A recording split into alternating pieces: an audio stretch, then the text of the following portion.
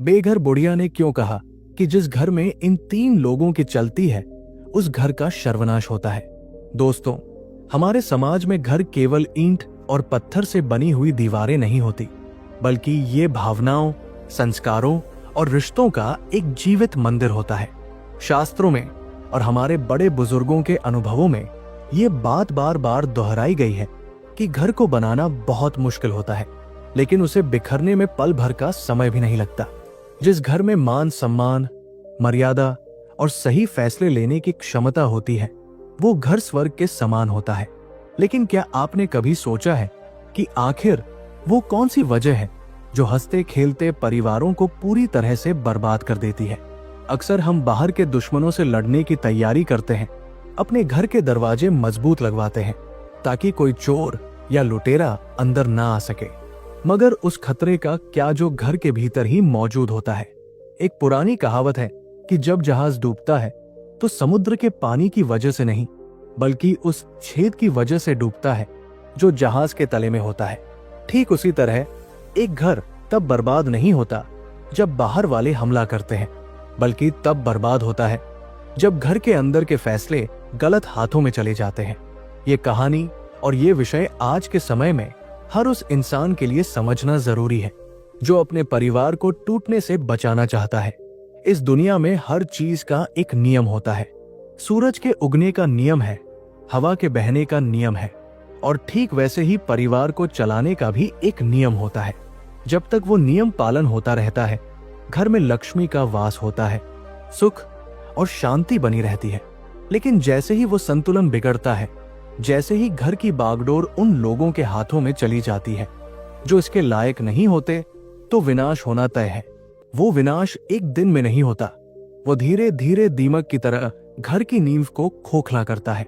पहले खुशियां गायब होती है, फिर सुकून छिन जाता है, फिर धन की बर्बादी शुरू होती है, और अंत में वो घर जो कभी लोगों के लिए मिसाल था, वो खंडहर बन जाता है। एक बेघर बुढ़िया जिसने अपनी पूरी जिंदगी महलों जैसे घर में बिताई थी और अंत में सड़क पर आ गई, उसने अपने जीवन के अनुभव से ये निचोड़ निकाला कि 3 ऐसे लोग होते हैं जिनके हाथ में अगर घर की सत्ता चली जाए तो उस घर का मालिक चाहे कितना भी अमीर क्यों न हो, वो घर श्मशान बनने से कोई नहीं रोक सकता। ये बात सुनने में शायद आपको साधारण लग रही हो, लेकिन इसके पीछे एक ऐसा गहरा सच छिपा है जो आपकी आंखों से पर्दा हटा देगा।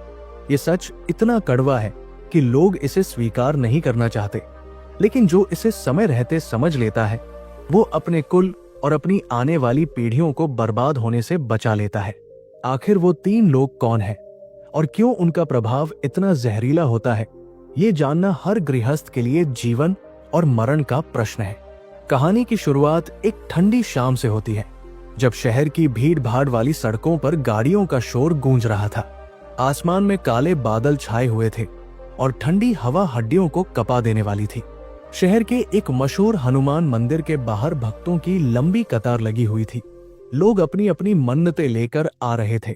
कोई अपने व्यापार के लिए प्रार्थना कर रहा था, तो कोई अपने परिवार की सुख शांति के लिए दिया जला रहा था।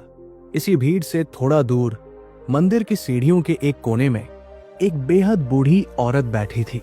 उसके चेहरे पर झुर्रियों का जाल था जो उसकी उम्र और उसके जीवन के संघर्षों की गवाही दे रहा था। उसके बाल सफेद रुई जैसे थे और आंखों में एक अजीब सा खालीपन था। उसने जो कपड़े पहने थे वे पुराने जरूर थे, लेकिन फटे हुए नहीं थे। उन्हें देखकर लगता था कि किसी जमाने में ये महिला बहुत ही सभ्य और अच्छे परिवार से ताल्लुक रखती होगी।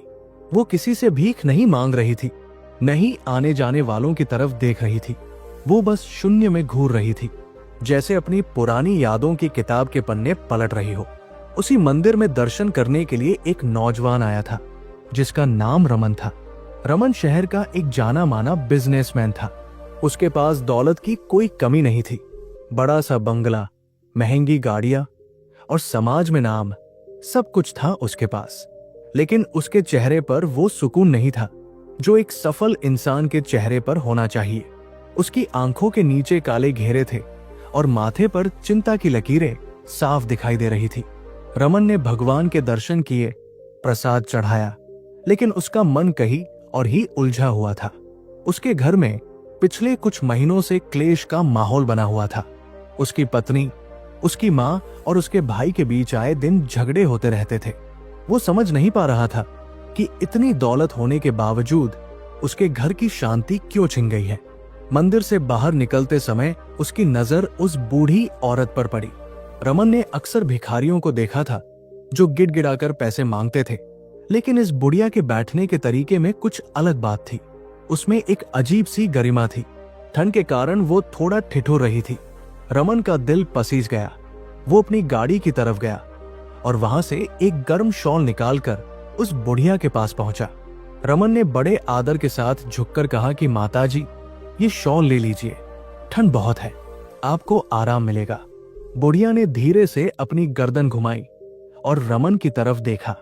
उसकी आंखों में एक ऐसी चमक थी जिसने रमन को अंदर तक हिला दिया। बुढ़िया ने शॉल को हाथ नहीं लगाया, बस रमन के चेहरे को गौर से देखती रही। फिर उसने बहुत ही धीमी और भारी आवाज में कहा कि बेटा, ठंड बाहर नहीं है, ठंड तो अब मेरे नसीब में बस गई है। रमन ने कहा कि नहीं माताजी, आप ये शॉल रख लीजिए, मुझे अच्छा लगेगा। बुढ़िया ने एक फीकी मुस्कान के साथ कहा कि तुम अच्छे घर के लगते हो, लेकिन तुम्हारी आंखें बता रही है कि तुम अंदर से परेशान हो। रमन चौंक गया। उसने पूछा कि आपको कैसे पता चला?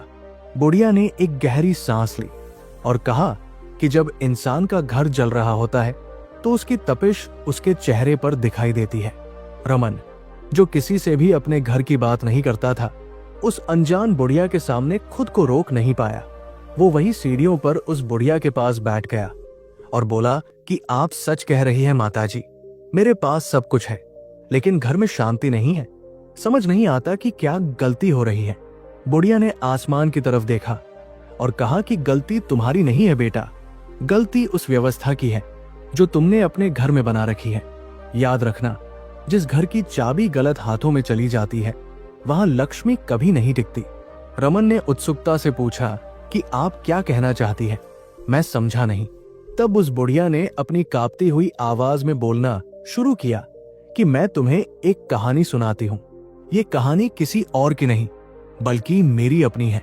इसे ध्यान से सुनना, शायद इसमें तुम्हें तुम्हारे हर सवाल का जवाब मिल जाए। मैं हमेशा से ऐसी सड़क पर नहीं थी। एक वक्त था जब मेरा भी भरा पूरा परिवार था, नौकर चाकर थे और घर में धन की वर्षा होती थी। लेकिन हमने कुछ ऐसी गलतियां की, कुछ ऐसे लोगों को घर के फैसले लेने का अधिकार दे दिया जिन्होंने धीरे धीरे हमारे हंसते खेलते स्वर्ग को नर्क बना दिया। बुढ़िया ने अपनी कहानी शुरू की। ये कहानी है रामपुर नाम के एक खुशहाल गांव की, जो अब एक कस्बा बन चुका है। वहां के सबसे प्रतिष्ठित और अमीर व्यक्ति थे सेठ दीनानाथ। सेठ दीनानाथ केवल धन से ही अमीर नहीं थे, बल्कि दिल के भी बहुत अमीर थे। उनका कारोबार दूर दूर तक फैला हुआ था। अनाज की मंडी में उनकी आढ़त थी और कपड़े का बहुत बड़ा व्यापार था। पूरा गांव उनकी इज्जत करता था, क्योंकि वे न केवल अपनी जुबान के पक्के थे, बल्कि गांव के हर जरूरतमंद की मदद के लिए हमेशा तैयार रहते थे। सेठ दीनानाथ का परिवार बहुत बड़ा था। उनकी पत्नी, जिसका नाम सावित्री था, यानी कि मैं, हम दोनों ने मिलकर अपने घर को बड़े नाजों से सजाया था। हमारे 2 बेटे थे और एक बेटी थी। बड़ा बेटा राघव और छोटा बेटा केशव। बेटी सबसे छोटी थी, जिसका नाम सुमन था। हमारा घर गांव के बीचों बीच एक हवेली जैसा था, जिसमें बड़ा सा आंगन था, तुलसी का चौरा था और हर त्योहार पर पूरा घर दियों की रोशनी से जगमगा उठता था। सेठ दीनानाथ का एक नियम था। वे कहते थे कि घर की 4 दीवारी के अंदर केवल प्रेम और अनुशासन चलना चाहिए। वे पुराने ख्यालात के जरूर थे, लेकिन उनकी सोच बहुत सुलझी हुई थी। वे हमेशा कहते थे कि पैसा तो हाथ का मैल है, आज है कल नहीं रहेगा, लेकिन अगर घर के संस्कार और घर का अनुशासन टूट गया तो उसे दोबारा कोई नहीं जोड़ सकता। हमारे घर में सब कुछ बहुत व्यवस्थित था। सुबह जल्दी उठना, बड़ों का पैर छूना, साथ बैठकर भोजन करना, ये सब हमारे दिनचर्या का हिस्सा था। राघव, जो मेरा बड़ा बेटा था, वो स्वभाव से बहुत ही सीधा और मेहनती था। वो पिताजी के साथ कारोबार में हाथ बटाता था। उसकी शादी हमने पास के ही एक अच्छे परिवार की लड़की विमला से की थी। विमला बहुत ही संस्कारी और समझदार बहू थी। उसने आते ही घर की जिम्मेदारियां ऐसे संभाल ली थी जैसे वह इसी घर में पैदा हुई हो। सब कुछ बहुत अच्छा चल रहा था। घर में खुशियों का माहौल था। छोटे बेटे केशव की पढ़ाई पूरी हो चुकी थी और हम उसके लिए भी रिश्ता ढूंढ रहे थे। लेकिन कहते हैं न कि वक्त हमेशा एक जैसा नहीं रहता। अच्छी भली जिंदगी को किसी की नजर लग जाती है। हमारे घर में भी बदलाव की हवा चलने लगी थी, लेकिन हम उसे भांप नहीं पाए। केशव, जो शहर से पढ़कर लौटा था, उसके विचार थोड़े अलग थे। वो गांव के पुराने तौर तरीकों को पसंद नहीं करता था। उसे लगता था कि पिताजी का व्यापार करने का तरीका पुराना हो चुका है और हमें आधुनिक तरीके से काम करना चाहिए। सेठ दीनानाथ उसकी बातों को हंसकर टाल देते थे, ये सोचकर कि नया खून है, थोड़ा जोश तो होगा ही। लेकिन केशव के मन में कुछ और ही चल रहा था। उसे लगता था कि घर में उसकी बात को अहमियत नहीं दी जा रही है। यहीं से उस दरार की शुरुआत हुई जो आगे चलकर खाई बनने वाली थी। केशव की शादी की बात पक्की हुई। लड़की शहर की थी जिसका नाम कामिनी था। कामिनी देखने में बहुत सुंदर थी और उसके पिता भी शहर के बड़े व्यापारी थे। शादी बहुत धूमधाम से हुई। पूरा गांव दावत में शामिल हुआ था। हमें लगा कि अब हमारा परिवार पूरा हो गया है। छोटी बहू के आने से घर में रौनक और बढ़ जाएगी। लेकिन हमें क्या पता था कि हम अपने घर में बहू नहीं, बल्कि एक ऐसा तूफान लेकर आ रहे हैं जो सब कुछ उखाड़ फेंकेगा। कामिनी के आने के कुछ दिन बाद तक तो सब ठीक रहा। नई नई शादी थी तो सबने उसकी हर बात को सिर आंखों पर बिठाया। लेकिन धीरे धीरे उसका असली रंग सामने आने लगा। उसे गांव का रहन सहन पसंद नहीं था। उसे घर के नियम कानूनों से घुटन होती थी। सबसे बड़ी बात यह थी कि केशव पूरी तरह से उसके प्रभाव में था। केशव को लगता था कि उसकी पत्नी जो कह रही है वही सही है और बाकी सब लोग पुराने जमाने के हैं जो उसकी प्रगति को रोकना चाहते हैं। घर में पहली बार क्लेश तब हुआ जब रसोई के फैसलों को लेकर बहस छिड़ी। हमारे घर का नियम था कि क्या बनेगा और कितना बनेगा ये घर की बड़ी औरतें तय करती थी ताकि अन्न की बर्बादी न हो। लेकिन कामिनी ने इस व्यवस्था को मानने से इनकार कर दिया। उसने केशव से शिकायत की कि उसे इस घर में नौकरानी की तरह रखा जा रहा है। केशव ने बिना सोचे समझे पिताजी के सामने ऊंची आवाज में बात की। उसने कहा कि पिताजी, अब जमाना बदल गया है। घर के फैसले अब हम नौजवानों को लेने चाहिए। आप लोग बूढ़े हो चुके हैं, अब आप आराम कीजिए और सत्ता हमारे हाथ में सौंप दीजिए। सेठ दीनानाथ को अपने बेटे के मुंह से ऐसी बात सुनकर बहुत गहरा धक्का लगा। उन्होंने कभी सोचा भी नहीं था कि जिस बेटे को उन्होंने उंगली पकड़कर चलना सिखाया वो आज उन्हें ही घर चलाने का तरीका सिखाएगा। उन्होंने केशव को समझाने की कोशिश की कि बेटा, अनुभव बाजार में नहीं मिलता, उसे कमाने में पूरी जिंदगी लग जाती है। लेकिन केशव सुनने को तैयार नहीं था। यही वो मोड़ था जहां से हमारे घर की नींव हिलने लगी थी। रमन, तुम ध्यान से सुनना, क्योंकि यहीं पर वो राज छिपा है जिसके बारे में मैंने तुम्हें बताया था। हर घर में 3 तरह की शक्तियां होती हैं, जो अगर सही दिशा में चले तो घर को मंदिर बना देती है और अगर गलत दिशा में मुड़ जाए तो घर को कुरुक्षेत्र बना देती है। पहली शक्ति होती है निर्णय यानी फैसले लेने की ताकत। दूसरी शक्ति होती है धन यानी अर्थ का अधिकार। और तीसरी शक्ति होती है जुबान यानी वाणी का प्रभाव। हमारे घर में इन तीनों शक्तियों का हस्तांतरण गलत लोगों के हाथ में होने लगा था। सेठ दीनानाथ, जो हमेशा से घर के मुखिया थे और हर फैसला बहुत सोच समझ कर लेते थे, अब चुप रहने लगे थे। केशव और कामिनी ने धीरे धीरे घर के छोटे छोटे फैसलों में अपनी मनमानी शुरू कर दी थी। पहले तो हमें लगा कि चलो बच्चों का मन है, करने दो, लेकिन हमें अंदाजा नहीं था कि हम शाम को दूध पिला रहे हैं। उस समय घर का माहौल ऐसा हो गया था कि हर छोटी बात पर तनाव रहने लगा था। विमला, जो बड़ी बहू थी, वो बेचारी चुपचाप सब कुछ सहती रहती थी। वो घर की शांति के लिए कभी किसी से शिकायत नहीं करती थी। लेकिन कामिनी को उसकी चुप्पी भी चुभती थी। उसे लगता था कि विमला महान बनने का नाटक कर रही है। कामिनी ने केशव के कान भरने शुरू कर दिए कि देखो, भैया और भाभी तो पिताजी के चमचे हैं, वे बस अपनी जगह पक्की कर रहे हैं ताकि सारी जायदाद उन्हें मिल जाए। केशव के दिमाग में ये जहर धीरे धीरे फैलने लगा। वो अपने ही भाई को, जो उससे इतना प्यार करता था, शक की निगाह से देखने लगा। भाई भाई के बीच की ये दूरी उस दीवार से भी ज्यादा मजबूत होती जा रही थी, जो आंगन के बीचों बीच खिंचने वाली थी। एक दिन शाम को सेठ दीनानाथ दुकान से लौटे। वे बहुत परेशान दिख रहे थे। उन्होंने सभी को आंगन में बुलाया। उन्होंने कहा कि मुझे तुम सबसे कुछ जरूरी बात करनी है। हम सब वहां जमा हो गए। सेठ जी ने अपनी पगड़ी उतारकर चारपाई पर रखी और भारी मन से बोले कि मुझे लगता है कि अब घर के बंटवारे का समय आ गया है। ये सुनकर मेरे पैरों तले जमीन खिसक गई। जिस घर को जोड़कर रखने के लिए उन्होंने अपना पूरा जीवन लगा दिया था, आज वे खुद उसके टूटने की बात कर रहे थे। राघव ने तुरंत कहा कि पिताजी, आप ये क्या कह रहे हैं? हम सब साथ हैं और हमेशा साथ रहेंगे। लेकिन केशव बीच में ही बोल पड़ा कि भैया, पिताजी सही कह रहे हैं। रोज रोज की किचकिच से अच्छा है कि हम अलग हो जाएं और अपने अपने हिसाब से जिए। केशव के शब्दों में इतना रूखापन था कि मेरा कलेजा कांप गया। मैंने उसकी आंखों में देखा। वहां मुझे मेरा बेटा नहीं, बल्कि एक अजनबी दिखाई दे रहा था। उस रात घर में चूल्हा नहीं जला। हवेली का वो विशाल आंगन, जो हमेशा हंसी ठहाकों से गूंजता था, आज शमशान जैसी खामोशी ओढ़े हुए था। सेठ दीनानाथ पूरी रात जागी आंखों से छत को घूरते रहे। मैं उनके पास बैठी रही, उनके हाथ को अपने हाथों में थामे। उन्होंने मुझसे कहा कि सावित्री, जिस घर में बड़ों की सलाह की जगह जिद्द ले लेती है, उस घर का भविष्य अंधेरे में डूब जाता है।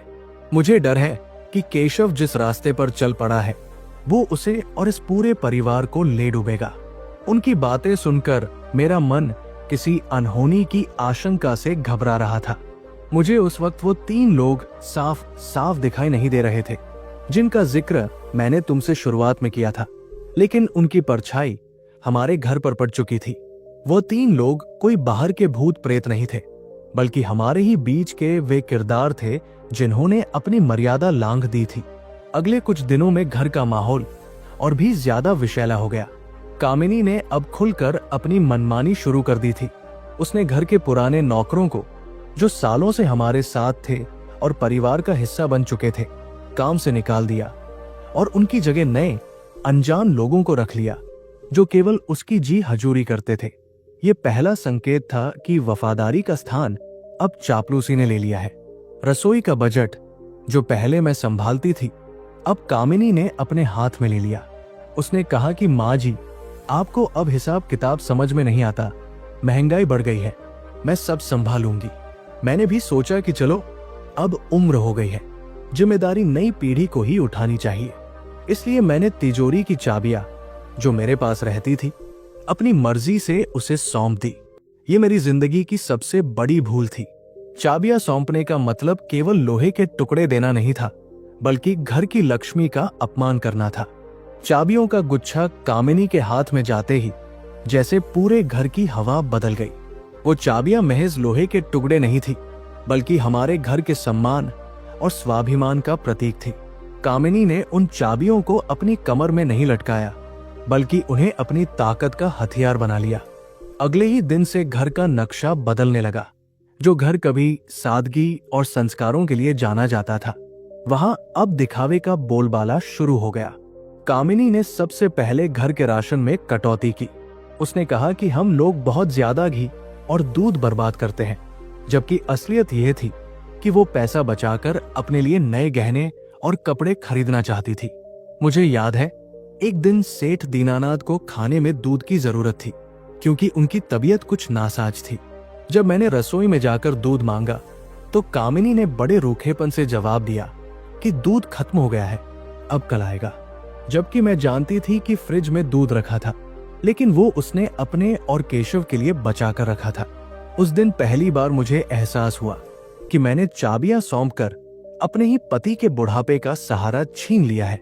रमन, तुम सोच रहे होगे कि ये तो हर घर की कहानी है, इसमें कौन सी बड़ी बात है। लेकिन बड़ी बात यह थी कि जिस घर में बड़ों का आदर खत्म हो जाता है, वहां ईश्वर भी रहना पसंद नहीं करते। वो पहला व्यक्ति जिसके हाथ में अगर सत्ता चली जाए तो विनाश तय है, वो है संस्कारहीन स्त्री। मैं यहाँ किसी लिंग की बुराई नहीं कर रही, बल्कि उस मानसिकता की बात कर रही हूँ जो रिश्तों से ऊपर अपनी जिद को रखती है। कामिनी की जिद और अहंकार ने घर के माहौल को इतना जहरीला बना दिया था कि अब हम लोग एक दूसरे से नजरें मिलाने से भी कतराने लगे थे। विमला, जो बेचारी हमेशा काम में लगी रहती थी, अब उसे कामिनी की ताने भी सुनने पड़ते थे। कामिनी उसे बात बात पर नीचा दिखाती, उसके मायके वालों का मजाक उड़ाती और उसे ये महसूस कराती कि वो इस घर में केवल एक बोझ है। लेकिन घर की बर्बादी केवल रसोई तक सीमित नहीं थी, वो आग अब दुकान तक भी पहुंच चुकी थी। केशव, जो घर में अपनी पत्नी की हर बात मानता था, अब व्यापार में भी वही मनमानी करने लगा था। पिताजी ने जिस मुनीम जी को पिछले 30 सालों से रखा था, जो हमारे परिवार के सदस्य जैसे थे, केशव ने एक दिन उन्हें सबके सामने अपमानित करके नौकरी से निकाल दिया। उनका कसूर सिर्फ इतना था कि उन्होंने केशव को एक गलत सौदा करने से रोका था। केशव ने चिल्लाकर कहा कि अब यहां मेरा राज चलेगा, पुराने लोग अपना बोरिया बिस्तर बांध लें। सेठ दीनानाथ जब ये सब सुनकर दुकान पहुंचे तो केशव ने उनसे भी बदतमीजी की। उसने कहा कि पिताजी, आपका जमाना गया, अब बिजनेस कैसे करना है ये मुझे मत सिखाइए। सेठ जी उस दिन दुकान से सिर झुकाकर लौटे थे। जो पिता पूरे गांव में सिर उठाकर चलता था, उसे उसके अपने ही बेटे ने नजरें झुकाने पर मजबूर कर दिया था। यहीं से वह दूसरा व्यक्ति सामने आया जो घर को बर्बाद करता है। वो है अहंकारी संतान। जब संतान को ये लगने लगे कि वो अपने माता पिता से ज्यादा समझदार है और उनका अनुभव बेकार है, तो समझ लेना चाहिए कि उस घर का पतन शुरू हो चुका है। केशव ने बिना सोचे समझे बाजार से कर्जा उठाना शुरू कर दिया। उसे जल्दी अमीर बनना था। कामिनी की फरमाइशें पूरी करने के लिए और शहर के रईसों के बीच अपनी झूठी शान दिखाने के लिए उसने वो पैसा पानी की तरह बहाया जो सेठ जी ने पाई पाई जोड़कर कमाया था। राघव ने उसे समझाने की बहुत कोशिश की। राघव ने कहा कि केशव, व्यापार में जोखिम उठाना ठीक है, लेकिन जुआ खेलना नहीं। हमें अपनी चादर देखकर पैर फैलाने चाहिए। इस पर केशव ने जो जवाब दिया, उसने भाईचारे की रही सही उम्मीद भी तोड़ दी। केशव ने कहा कि भैया, आप तो बस पिताजी की हाँ में हाँ मिलाना जानते हैं, आपको बिजनेस का ककहरा भी नहीं पता। आप अपनी ईर्ष्या अपने पास रखिए, मेरी तरक्की से जलना बंद कीजिए। घर के अंदर अब 2 गुट बन चुके थे। एक तरफ मैं, सेठ जी, राघव और विमला थे जो खामोशी से सब कुछ सह रहे थे, और दूसरी तरफ केशव और कामिनी थे जो हर दिन नए नए तमाशे खड़े कर रहे थे। खाने की मेज पर अब सन्नाटा रहता था। पहले जहां सब मिलकर दिन भर की बातें करते थे, अब वहां सिर्फ बर्तनों के टकराने की आवाज आती थी। कामिनी ने जानबूझकर ऐसा खाना बनाना शुरू कर दिया जो सेठ जी को पचता नहीं था या जो उन्हें पसंद नहीं था। जब विमला ने इसका विरोध किया और कहा कि मैं बाबूजी के लिए अलग से खिचड़ी बना देती हूँ, तो कामिनी ने रसोई में हंगामा खड़ा कर दिया। उसने कहा कि अगर इस घर में रहना है तो जो बनेगा वही खाना पड़ेगा। यहाँ कोई धर्मशाला नहीं चल रही है। वो दिन मेरे लिए किसी कयामत से कम नहीं था। जिस रसोई की अन्नपूर्णा मैं हुआ करती थी, आज वहां मेरे पति के लिए एक कटोरी खिचड़ी बनाने के लिए मुझे बहू की इजाजत लेनी पड़ रही थी। धीरे धीरे ये बात पूरे गांव में फैल गई कि सेठ दीनानाथ के घर में सब कुछ ठीक नहीं चल रहा है। जो लोग पहले हमारी मिसाल देते थे, अब वे दबी जुबान में बातें बनाने लगे। रिश्तेदारों का आना जाना भी कम हो गया, क्योंकि जब भी कोई आता, कामिनी का व्यवहार इतना रूखा होता कि मेहमान पानी पीने के लिए भी संकोच करते। घर की इज्जत जो बनाने में पीढ़ियां लग जाती है, वो चौराहे पर नीलाम हो रही थी। लेकिन केशव और कामिनी को इसकी कोई परवाह नहीं थी। वे अपनी ही दुनिया में मस्त थे। उन्हें लगता था कि वे जो कर रहे हैं वही सही है और बाकी दुनिया बेवकूफ है। एक शाम की बात है, सेठ जी अपने कमरे में बैठे पुराने खातों की डायरी देख रहे थे। उनकी आंखों में आंसू थे। मैंने उनके पास जाकर पूछा कि क्या हुआ। उन्होंने कांपती आवाज में कहा कि सावित्री, जिस व्यापार को मैंने खून पसीने से सींचा था, केशव उसे खोखला कर रहा है। बाजार में हमारी साख खत्म हो रही है। लोग अब हमें उधार देने से कतराने लगे हैं। अगर ऐसा ही चलता रहा तो वो दिन दूर नहीं जब हम सड़क पर आ जाएंगे। मैंने उन्हें ढाढ़स बंधाया, लेकिन मेरे अंदर का डर भी बढ़ता जा रहा था। मुझे वो तीसरा व्यक्ति भी अब साफ साफ दिखाई देने लगा था, जो इस बर्बादी का कारण बन रहा था। वो तीसरा व्यक्ति था मौन मुखिया। जब घर का बड़ा सब कुछ गलत होते देखकर भी चुप रहे, केवल शांति बनाए रखने के नाम पर अधर्म को सहता रहे, तो वो भी उस पाप का भागीदार होता है। हम भी तो चुप थे, पुत्र मोह में धृतराष्ट्र बनकर। हमने भी तो केशव की गलतियों को अनदेखा किया था। अगर शुरू में ही उसे रोक दिया होता, उसे डांट दिया होता, तो शायद आज ये दिन न देखना पड़ता। हालात तब बेकाबू हो गए जब एक दिन केशव शराब पीकर घर आया। हमारे घर में शराब सख्त मना थी। सेठ जी ने हमेशा इसे घर से दूर रखा था, लेकिन केशव ने सारी मर्यादाएं तोड़ दी थी। वो लड़खड़ाते हुए आंगन में आया और जोर जोर से चिल्लाने लगा। कामिनी उसे संभालने के बजाय उसकी हाँ में हाँ मिला रही थी। राघव ने जब उसे रोकने की कोशिश की तो केशव ने राघव पर हाथ उठा दिया। वो थप्पड़ राघव के गाल पर नहीं, बल्कि हमारे संस्कारों पर लगा था। विमला चीख पड़ी। मैं और सेठ जी दौड़कर बाहर आए। केशव की आंखों में नशा था और जुबान पर गालियां। उसने अपने बड़े भाई को, जो उसे पिता समान मानता था, ऐसी ऐसी बातें कही जिन्हें सुनकर धरती फट जानी चाहिए थी। उसने कहा कि तुम लोग मेरे टुकड़ों पर पल रहे हो। ये घर, ये दुकान सब मेरा है।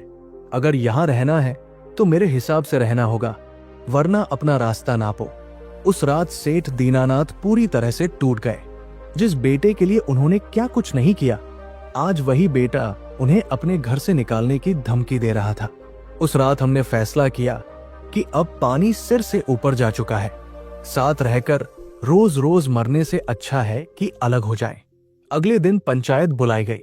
गांव के पंच आए, रिश्तेदार आए। सबके सामने घर के बंटवारे की बात रखी गई। वो दृश्य याद करके आज भी मेरी रूह कांप जाती है। आंगन के बीचों बीच चूने की एक सफेद लकीर खींची गई। वो लकीर केवल जमीन का बंटवारा नहीं थी, वो हमारे कलेजे का बंटवारा थी। एक तरफ केशव और कामिनी खड़े थे, जिनके चेहरे पर जीत की खुशी थी, और दूसरी तरफ हम सब थे, जिनके चेहरों पर मातम छाया था। केशव ने बंटवारे में सारी अच्छी चीजें ले ली। दुकान का मुख्य हिस्सा, उपजाऊ जमीन और घर का आगे वाला भाग उसने अपने नाम करवा लिया। सेठ जी ने कुछ नहीं कहा, वे बस चुपचाप सब कुछ लुटाते रहे। उन्होंने सोचा कि शायद सब कुछ दे देने से बेटा खुश हो जाएगा और शांति से रहेगा। राघव और विमला को घर का पिछला हिस्सा मिला, जो काफी पुराना और जर्जर था। हमें, यानी मुझे और सेठ जी को, केशव ने अपने साथ रखने से साफ मना कर दिया। उसने कहा कि पिताजी तो हमेशा राघव भैया का पक्ष लेते हैं, तो वे उन्हीं के साथ रहें। कामिनी ने कहा कि मैं बूढ़े लोगों की सेवा नहीं कर सकती, मेरे पास वक्त नहीं है। ये सुनकर गांव वाले भी हैरान रह गए थे, लेकिन कलयुग का प्रभाव ऐसा था कि किसी ने कुछ नहीं कहा। इस तरह हमारे भरे पूरे परिवार के टुकड़े हो गए। केशव और कामिनी अपने हिस्से में जश्न मना रहे थे, और हम अपने हिस्से के अंधेरे कमरों में बैठकर अपने नसीब को कोस रहे थे। लेकिन हमें क्या पता था कि ये तो बस शुरुआत है। कुदरत का न्याय बहुत अजीब होता है। जो लोग आज दूसरों का हक मारकर खुश हो रहे थे, उन्हें ये अंदाजा नहीं था कि वे जिस डाल पर बैठे हैं उसी को काट रहे हैं। घर तो बंट गया, लेकिन जिस घर में माता पिता के आंसुओं की नींव पड़ती है, वो महल ज्यादा दिन तक खड़ा नहीं रह सकता। केशव को लगा कि उसने सब कुछ पा लिया है, लेकिन असल में उसने अपने विनाश को न्योता दिया था, और वो विनाश बहुत जल्द उसके दरवाजे पर दस्तक देने वाला था, एक ऐसे रूप में जिसकी उसने कभी कल्पना भी नहीं की थी। दीवार खड़ी होने के बाद घर तो दो हिस्सों में बंट गया था, लेकिन उस दीवार ने हमारे दिलों को हमेशा के लिए बांट दिया था। एक तरफ केशव और कामिनी की दुनिया थी, जहां पैसों की चमक दमक और झूठी शान थी। दूसरी तरफ हम थे, राघव, विमला और मैं, जहां संसाधन कम थे, लेकिन सुकून और एक दूसरे का साथ था। राघव और विमला ने हार नहीं मानी। राघव ने घर के पिछले हिस्से में ही, जो सड़क की तरफ खुलता था, एक छोटी सी परचून की दुकान खोल ली। पूंजी कम थी, इसलिए सामान भी कम था, लेकिन राघव की जुबान में मिठास थी और व्यवहार में ईमानदारी। धीरे धीरे मोहल्ले के लोग, जो केशव के रूखे व्यवहार से तंग आ चुके थे, राघव की छोटी दुकान पर आने लगे। विमला घर का काम निपटाकर दुकान पर बैठती और राघव बाजार से सामान लाने का काम करता। हम सूखी रोटी खाते थे, लेकिन वो रोटी मेहनत और ईमानदारी की कमाई की होती थी, इसलिए उसका स्वाद 56 भोग से भी ज्यादा अच्छा लगता था। सेठ दीनानाथ अपनी चारपाई पर लेटे लेटे अपने बड़े बेटे और बहू की मेहनत को देखते और उनकी आंखों में एक संतोष दिखाई देता कि चलो, सब कुछ लुट जाने के बाद भी मेरे संस्कारों की पूंजी राघव ने बचा कर रखी है। वहीं दूसरी तरफ केशव के हिस्से में जो रईसी आई थी, उसने उसे और भी ज्यादा अंधा कर दिया था। उसने पुरानी दुकान को तुड़वाकर वहां एक आलीशान शोरूम बनवा लिया। कांच के दरवाजे, एयर कंडीशन और रंग बिरंगी लाइटें लगवा दी। उसने सोचा कि दुकान सजाने से ग्राहक खिंचे चले आएंगे, लेकिन वो ये भूल गया था कि व्यापार दीवारों से नहीं बल्कि व्यवहार से चलता है। केशव गद्दी पर बैठकर ग्राहकों से ऐसे बात करता जैसे उन पर कोई एहसान कर रहा हो। अगर कोई पुराना ग्राहक उधारी की बात करता तो वो उसे बेइज्जत करके भगा देता। कामिनी भी अब खुद को महारानी समझने लगी थी। उसने घर में काम करने के लिए 2-3 नौकर रख लिए थे और खुद दिन भर फोन पर लगी रहती या शहर जाकर फिजूल खर्ची करती। उसके लिए खुशी का मतलब सिर्फ नए कपड़े, गहने और पार्टियां थी। उसे इस बात का कोई अंदाजा नहीं था कि तिजोरी में रखा पैसा अगर सिर्फ निकलता रहे और उसमें नया पैसा न जुड़े तो कुबेर का खजाना भी खाली हो जाता है। लेकिन असली कहर तो तब टूटा जब सेठ दीनानाथ की तबीयत बिगड़ने लगी। बंटवारे के गम ने उन्हें अंदर से खोखला कर दिया था। वे अक्सर चुप रहते और घंटों उस दीवार को घूरते रहते जो उनके बेटों के बीच खड़ी थी। एक रात उन्हें सीने में तेज दर्द उठा। हम सब घबरा गए। राघव तुरंत डॉक्टर को बुलाने दौड़ा। विमला और मैं उनके पैर मलने लगे। डॉक्टर ने आकर कहा कि इनकी हालत नाजुक है, इन्हें तुरंत शहर के बड़े अस्पताल ले जाना होगा और इसमें काफी खर्चा आएगा। उस वक्त राघव के पास इतने पैसे नहीं थे। वो दौड़कर केशव के दरवाजे पर गया। उसने दरवाजा खटखटाया और आवाज लगाई कि केशव, दरवाजा खोल, पिताजी की तबीयत बहुत खराब है, पैसों की सख्त जरूरत है। काफी देर बाद दरवाजा खुला। केशव नहीं, कामिनी बाहर आई।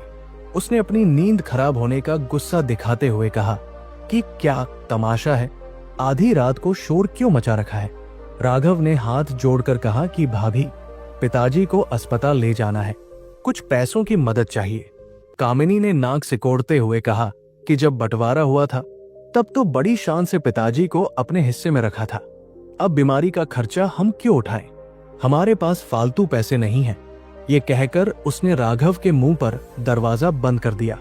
राघव उस बंद दरवाजे को देखता रह गया। उसकी आंखों से आंसू बह निकले। वो वापस आया और उसने अपनी पत्नी के गहने, जो विमला ने संभाल कर रखे थे, गिरवी रखकर पैसों का इंतजाम किया। हम सेठ जी को अस्पताल ले गए, लेकिन शायद ईश्वर को कुछ और ही मंजूर था, या शायद सेठ जी अब इस दुनिया के कड़वे सच को और नहीं सहना चाहते थे। 2 दिन बाद अस्पताल में उन्होंने आखिरी सांस ली। मरते वक्त उनकी जुबान पर केशव का नाम था, लेकिन केशव उन्हें देखने तक नहीं आया। सेठ दीनानाथ की मौत हमारे लिए एक ऐसा झटका थी जिससे उबरना नामुमकिन था। जिस वटवृक्ष की छाव में हम सब सुरक्षित थे, वो गिर चुका था। सेठ जी की तैरू पर केशव ने बहुत दिखावा किया। उसने पूरे गांव को दावत दी, बड़ा टेंट लगवाया और ये दिखाने की कोशिश की कि उसे अपने पिता के जाने का कितना गम है। लेकिन गांव वाले समझदार थे। वे देख रहे थे कि केशव की आंखों में एक बूंद आंसू नहीं था, जबकि राघव एक कोने में बैठकर फूट फूट कर रो रहा था। केशव के लिए पिता की मौत महज एक रस्म थी, जिसे उसे अपनी सामाजिक प्रतिष्ठा बनाए रखने के लिए पूरा करना था। उसे इस बात की जरा भी ग्लानि नहीं थी कि उसने अपने पिता के आखिरी समय में उनकी मदद नहीं की, बल्कि अंदर ही अंदर वो खुश था कि अब उसे टोकने वाला कोई नहीं रहा। अब वो पूरी तरह से आजाद था, अपनी मर्जी का मालिक था। पिताजी के जाने के बाद केशव पूरी तरह से बेलगाम हो गया। अब उसे रोकने वाला कोई नहीं था। उसे लगा कि वो बहुत बड़ा व्यापारी बन गया है। इसलिए उसने अपने पुराने और भरोसेमंद मुनिमों को, जो सेठ जी के समय से काम कर रहे थे, काम से निकाल दिया। उसने उनकी जगह अपने जैसे ही कुछ चापलूस और अनुभवहीन दोस्तों को काम पर रख लिया। वे दोस्त उसे दिन रात चने के झाड़ पर चढ़ाते रहते। वे कहते कि केशव भाई, तुम तो राजा हो, ये पुराना काम धंधा छोड़ो, आजकल शेयर बाजार और लॉटरी में बहुत पैसा है। केशव को तो बस जल्दी अमीर बनने की धुन सवार थी। उसने उनकी बातों में आकर दुकान का मोटा पैसा सट्टेबाजी और शेयर बाजार में लगाना शुरू कर दिया। उसे इन चीजों की कोई समझ नहीं थी, बस लालच था। उधर घर में कामिनी का व्यवहार और भी ज्यादा असंतुलित हो गया था। अब सास ससुर का डर खत्म हो चुका था, तो उसने घर को क्लब बना दिया था। आए दिन उसके घर में किटी पार्टियां होती, शहर की अमीर औरतें आती, शराब और कबाब का दौर चलता। कामिनी उन्हें अपनी महंगी साड़ियां और गहने दिखाकर खुश होती। वो राघव और विमला को नीचा दिखाने का कोई मौका नहीं छोड़ती थी। अक्सर वो जानबूझकर कूड़ा करकट हमारे दरवाजे के सामने फिंकवा देती या जोर जोर से संगीत बजाती ताकि हमें परेशानी हो। विमला कई बार रो पड़ती, लेकिन राघव उसे समझाता कि सब्र करो, ऊपर वाला सब देख रहा है। बुराई की उम्र लंबी नहीं होती। धीरे धीरे केशव की दुकान पर ग्राहकों की भीड़ कम होने लगी। लोग समझ गए थे कि यहाँ न तो सामान अच्छा मिलता है और न ही व्यवहार। केशव के उधार का खाता बढ़ता जा रहा था। वो माल उधार लाता, लेकिन समय पर भुगतान नहीं करता। बाजार में उसकी साख गिरने लगी थी। व्यापारी उसे माल देने से कतराने लगे थे, लेकिन केशव को अपनी गलती का एहसास नहीं हो रहा था। उसे लगता था कि ये सब मंदी की वजह से हो रहा है। वो अपनी नाकामी का ठीकरा दूसरों के सिर फोड़ता। जब भी पैसों की तंगी होती, वो घर आकर कामिनी पर चिल्लाता। अब उन दोनों के बीच भी झगड़े शुरू हो गए थे। जो प्रेम और समझदारी एक पति पत्नी के बीच होनी चाहिए, वो वहां कभी थी ही नहीं। वहां तो बस स्वार्थ का रिश्ता था। जब तक पैसा था, सब ठीक था। जैसे ही पैसा कम हुआ, असलियत सामने आने लगी। एक दिन केशव घर आया तो बहुत परेशान था। उसने एक गलत जगह पर बड़ा पैसा लगाया था और वो डूब गया था। उसे तुरंत कुछ पैसों का भुगतान करना था, वरना पुलिस केस हो सकता था। उसने कामिनी से कहा कि तुम अपने कुछ गहने दे दो, मुझे गिरवी रखने हैं। जैसे ही पैसा आएगा, छुड़ा लाऊंगा। ये सुनते ही कामिनी आग बबूला हो गई। उसने कहा कि खबरदार, जो मेरे गहनों को हाथ लगाया, ये मेरे पिता ने दिए हैं, तुम्हारी कमाई के नहीं है। तुम अपनी दुकान बेचो या कुछ भी करो, मुझे उससे कोई मतलब नहीं। केशव को यकीन नहीं हुआ कि जिस पत्नी के लिए उसने अपने माँ बाप और भाई को छोड़ दिया, आज वही पत्नी उसकी मुसीबत में साथ देने से मना कर रही है। उस रात उनके घर में बर्तनों के टूटने और चीखने चिल्लाने की आवाजें पूरी रात आती रहीं। हम दीवार के उस पार सब सुन रहे थे। राघव का मन हुआ कि जाकर देखे, लेकिन मैंने उसे रोक दिया। मैंने कहा कि बेटा, अब वो हमारा घर नहीं है। वहां जाने का मतलब है अपनी बेइज्जती कराना। केशव का पतन शुरू हो चुका था। वो कर्ज के दलदल में धंसता जा रहा था। उसे समझ नहीं आ रहा था कि इतनी दौलत जो उसे बंटवारे में मिली थी, वो इतनी जल्दी कहां गायब हो गई। उसे ये नहीं पता था कि हराम की कमाई और बड़ों की बद्दुआएं कभी फलती फूलती नहीं है। उसने अपनी परेशानियों को भुलाने के लिए शराब का सहारा और ज्यादा लेना शुरू कर दिया। अब वो दिन में भी पीकर दुकान पर बैठने लगा। ग्राहक उसकी हालत देखकर वापस लौट जाते। जो कर्मचारी बचे थे, वे भी दुकान से चोरी करने लगे, क्योंकि उन्हें पता था कि मालिक तो होश में रहता नहीं है। केशव का साम्राज्य, जो उसने छल और कपट की नींव पर खड़ा किया था, अब ताश के पत्तों की तरह बिखरने लगा था। उधर हमारे हिस्से में धीरे धीरे बरकत हो रही थी। राघव की मेहनत रंग ला रही थी। दुकान अच्छी चल निकली थी। विमला ने घर में ही सिलाई का काम शुरू कर दिया था, जिससे अतिरिक्त आमदनी हो जाती थी। हमारे पास बहुत पैसा नहीं था, लेकिन जो था उसमें सुकून था। हम रात को चैन की नींद सोते थे। हमें किसी का कर्ज नहीं चुकाना था, किसी से डरना नहीं था। गांव के लोग अब राघव को इज्जत की नजर से देखते थे। वे कहते थे कि असली वारिस तो राघव ही है, जिसने सेठ दीनानाथ का नाम डुबोने नहीं दिया। ये सब देखकर केशव के मन में ईर्ष्या की आग और भड़क जाती। उसे लगता था कि उसकी बर्बादी का कारण हम लोग हैं। वो सोचता था कि हमने उस पर कोई जादू टोना करवा दिया है। अज्ञानता का यही लक्षण होता है। इंसान अपनी गलती मानने के बजाय दूसरों को दोष देता है। एक शाम जब बारिश हो रही थी, एक अजीब घटना घटी जिसने केशव की जिंदगी में भूचाल ला दिया। केशव नशे की हालत में अपनी कार से घर लौट रहा था। रास्ते में उससे एक एक्सीडेंट हो गया। उसने एक गरीब रिक्शे वाले को टक्कर मार दी। रिक्शे वाला बुरी तरह घायल हो गया। भीड़ जमा हो गई और लोगों ने केशव को घेर लिया। पुलिस आई और केशव को थाने ले गई। ये खबर आग की तरह पूरे शहर में फैल गई। कामिनी को जब पता चला तो वो थाने जाने के बजाय अपने मायके वालों को फोन करने लगी। उसे डर था कि कहीं उसकी बदनामी न हो जाए। केशव हवालात में बंद था और उसे छुड़ाने वाला कोई नहीं था। उसके वे अमीर दोस्त जो उसकी पार्टियों में मुफ्त की शराब पीते थे, सब फोन बंद करके बैठ गए थे। मुसीबत के समय परछाई भी साथ छोड़ देती है, ये केशव ने उस दिन सीखा। केशव हवालात की सलाखों के पीछे बैठा अपनी किस्मत को रो रहा था। वो वही केशव था जो कुछ घंटे पहले तक अपनी रईसी और ताकत के नशे में चूर था, लेकिन अब वो एक मामूली अपराधी की तरह जमीन पर बैठा था। पुलिस वाले उसे हिकारत की नजरों से देख रहे थे। उसके वे तमाम दोस्त जो उसकी पार्टियों में भाई भाई का शोर मचाते थे, उनमें से एक भी वहां नजर नहीं आया।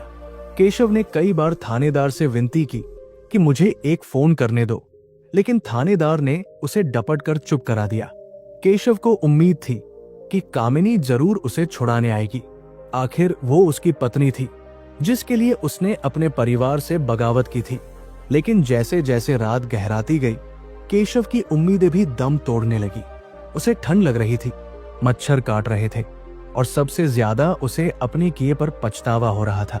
लेकिन ये पछतावा सच्चा था या बस डर की वजह से, ये कहना मुश्किल था। सुबह के करीब 4 बजे जब थाने में सन्नाटा था, एक ऑटो रिक्शा थाने के बाहर आकर रुका। केशव ने सलाखों के पीछे से झांक कर देखा।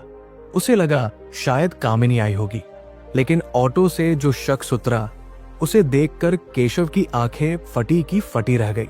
वो कोई और नहीं बल्कि उसका बड़ा भाई राघव था। राघव जिसने पुरानी सी शॉल ओढ़ रखी थी और जिसके चेहरे पर रात भर न सोने की थकान साफ दिख रही थी। राघव सीधा थानेदार के पास गया। उसने अपनी जेब से कुछ मुड़े तुड़े नोट और विमला के बचे हुए कंगन निकाले। थानेदार ने राघव को ऊपर से नीचे तक देखा और पूछा कि तुम कौन हो। राघव ने हाथ जोड़कर कहा कि साहब, मैं इसका बड़ा भाई हूं। मुझसे जो बन पड़ा है मैं ले आया हूं। कृपया मेरे भाई को छोड़ दीजिए। राघव ने अपनी दुकान की जमा पूंजी और विमला की आखिरी निशानी दांव पर लगा दी थी, सिर्फ इसलिए कि उसका छोटा भाई जेल की हवा न खाए। कागजी कार्रवाई पूरी होने के बाद जब केशव बाहर आया तो वो राघव से नजरें नहीं मिला पा रहा था। उसे उम्मीद थी कि राघव उसे डांटेगा, उसे थप्पड़ मारेगा या कम से कम उसे बुरा भला कहेगा, लेकिन राघव ने ऐसा कुछ नहीं किया। उसने बस केशव के कंधे पर हाथ रखा और धीमी आवाज में कहा कि चल घर चलते हैं, मां पूरी रात से जागी हुई है। केशव का गला रुंध गया। जिस भाई को उसने घर से निकाला था, आज वही भाई उसके लिए ढाल बनकर खड़ा था। दोनों भाई ऑटो में बैठकर घर की तरफ चल पड़े। रास्ते भर कोई बात नहीं हुई, लेकिन उस खामोशी में केशव के अंदर का तूफान साफ सुनाई दे रहा था। उसे पहली बार एहसास हुआ कि खून के रिश्ते और पैसों के रिश्तों में क्या फर्क होता है। जब वे घर पहुंचे तो सुबह हो चुकी थी। मैं यानी सावित्री दरवाजे पर ही टकटकी लगाए बैठी थी। जैसे ही मैंने दोनों बेटों को साथ आते देखा, मेरी जान में जान आई। मैं दौड़कर केशव के पास गई और उसे गले लगा लिया। माँ का दिल तो माँ का ही होता है, चाहे बेटा कितना भी नालायक क्यों न हो। केशव मेरे सामने रो पड़ा। उसने कहा कि माँ, मुझे माफ कर दो, मैंने बहुत गलतियां की है। मुझे लगा कि शायद अब सब ठीक हो जाएगा, शायद केशव को अकल आ गई है और अब हमारा परिवार फिर से एक हो जाएगा। लेकिन मैं भूल गई थी कि घर के अंदर अभी भी वो तीसरी शक्ति बैठी है जो इस मिलाप को कभी बर्दाश्त नहीं करेगी। वो थी कामिनी। केशव जैसे ही अपने हिस्से वाले घर में दाखिल हुआ, कामिनी वहां पहले से ही तैयार बैठी थी। उसके चेहरे पर चिंता की जगह गुस्सा था। केशव को देखते ही वो शेरनी की तरह उस पर झपट पड़ी। उसने केशव का हाल पूछने के बजाय चिल्लाना शुरू कर दिया।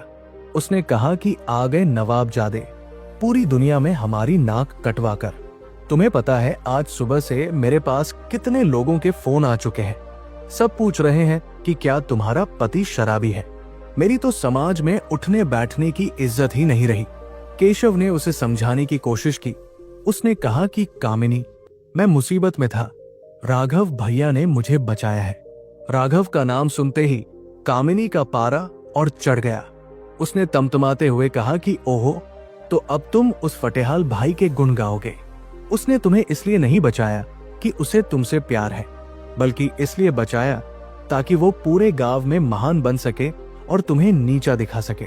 ये सब उसकी चाल है। कामिनी की बातों ने केशव के दिमाग पर फिर से असर करना शुरू कर दिया। वो इंसान की फितरत होती है कि वो अपने एहसानमंद से ज्यादा अपनी पत्नी की बातों पर भरोसा करता है, खासकर तब जब उसकी बुद्धि भ्रष्ट हो चुकी हो। केशव, जो अभी अभी सुधरने की कसम खा रहा था, कामिनी के जहर बुझे तीरों के आगे कमजोर पड़ गया। कामिनी ने उसे एक और डर दिखाया। उसने कहा कि केशव, मुझे पता चला है कि जिस रिक्शे वाले को तुमने टक्कर मारी थी वो बहुत गंभीर हालत में है। अगर वो मर गया तो तुम पर हत्या का केस चलेगा, पुलिस फिर आएगी और इस बार तुम्हें कोई नहीं बचा पाएगा। हमें यहां से भागना होगा। हम ये सब बेचकर शहर चलते हैं, वहां कोई हमें नहीं जानता, हम नई शुरुआत करेंगे। केशव डर गया। उसने पूछा कि लेकिन हम जाएंगे कैसे? मेरे पास तो अब फूटी कौड़ी भी नहीं बची है, दुकान का माल खत्म है और सिर पर इतना कर्जा है। कामिनी ने अपनी शातिर मुस्कान के साथ कहा कि पैसा है, इसी घर में है। ये हवेली, ये जमीन, इसकी कीमत करोड़ों में है, हम इसे बेच देंगे। केशव ने कहा कि लेकिन इसमें तो भैया का भी हिस्सा है, बंटवारा हो चुका है। कामिनी ने उसे एक कागज का टुकड़ा दिखाया और कहा कि कैसा बंटवारा?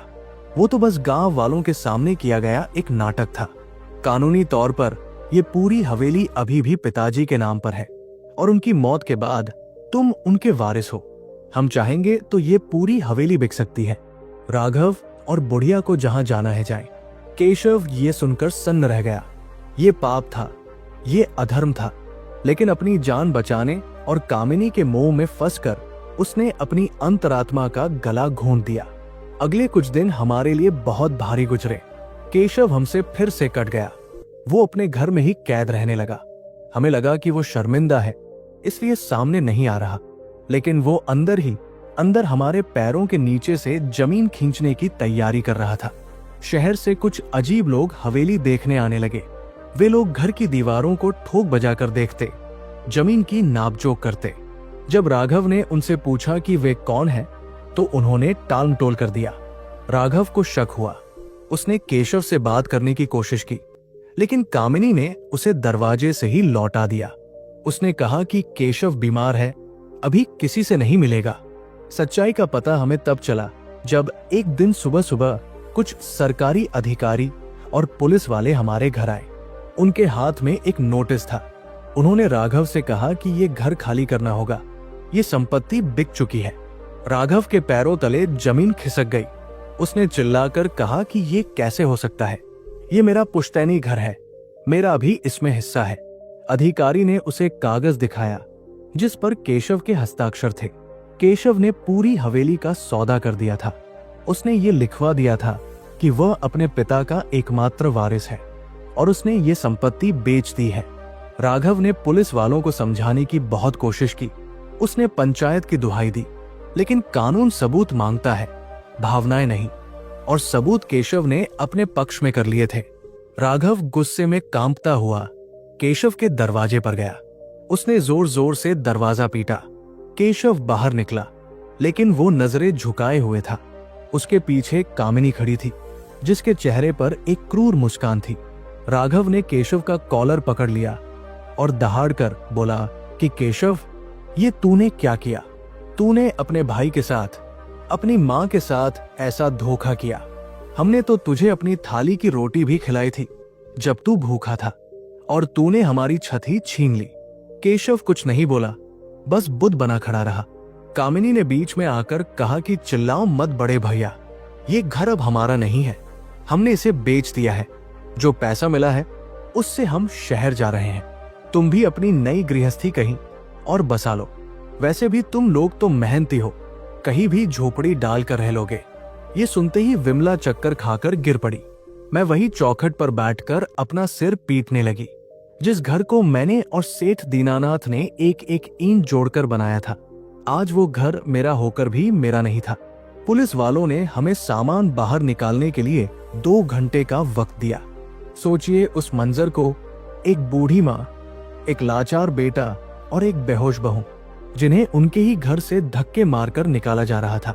और ये सब करने वाला कोई दुश्मन नहीं, बल्कि उसी माँ की कोख से जन्मा बेटा था। गांव वाले तमाशबीन बनकर देख रहे थे। कोई आगे नहीं आया। कलयुग में कोई किसी के फटे में टांग नहीं अड़ाता। सब अपनी खैर मनाते हैं। हम अपना थोड़ा बहुत सामान लेकर सड़क पर आ गए। राघव की दुकान भी उसी घर का हिस्सा थी, इसलिए वो भी हाथ से चली गई। अब हमारे पास न रहने को छत थी, न कमाने का जरिया। केशव और कामिनी उसी दिन एक बड़ी गाड़ी में बैठकर शहर के लिए रवाना हो गए। जाते जाते केशव ने मेरी तरफ एक बार भी मुड़कर नहीं देखा। शायद उसे डर था कि कहीं मेरी आंखों का श्राप उसे भस्म न कर दे। लेकिन माँ कभी श्राप नहीं देती। माँ तो बस अपने नसीब को कोसती है। कामिनी की जीत हुई थी। उसने हमारे परिवार को, हमारे घर को पूरी तरह से उजाड़ दिया था। लेकिन उसे नहीं पता था कि अन्याय की नींव पर खड़े महल ज्यादा दिन नहीं टिकते। राघव हमें लेकर गांव के बाहर एक पुराने मंदिर की धर्मशाला में गया। वहां की हालत बहुत खराब थी, लेकिन हमारे पास कोई और चारा नहीं था। राघव, जो कभी शेर जैसा हिम्मत वाला था, इस धोखे ने उसे अंदर से तोड़ दिया था। वो रात रात भर जागता रहता, शून्य में घूरता रहता। उसे इस बात का गहरा सदमा लगा था कि जिसे उसने अपनी गोद में खिलाया, उसी ने उसकी पीठ में खंजर घोंपा। विमला भी बीमार रहने लगी। तनाव और गरीबी ने उसे घेर लिया था। मैं, जो इस उम्र में भजन कीर्तन करती और नाती पोतों के साथ खेलती, अब अपने बच्चों का पेट भरने के लिए मंदिर के बाहर प्रसाद बांटने का काम करने लगी। लेकिन होनी को कुछ और ही मंजूर था। हमारे दुख का प्याला अभी पूरा भरा नहीं था। धर्मशाला में रहने के कुछ ही दिनों बाद राघव को तेज बुखार आया। उसके शरीर ने साथ देना छोड़ दिया था। शायद मानसिक तनाव ने उसकी रोग से लड़ने की क्षमता खत्म कर दी थी। हमारे पास इलाज के लिए पैसे नहीं थे। सरकारी अस्पताल के चक्कर काटते काटते राघव की हालत बिगड़ती गई। एक रात तेज आंधी चल रही थी, बिजली कड़क रही थी।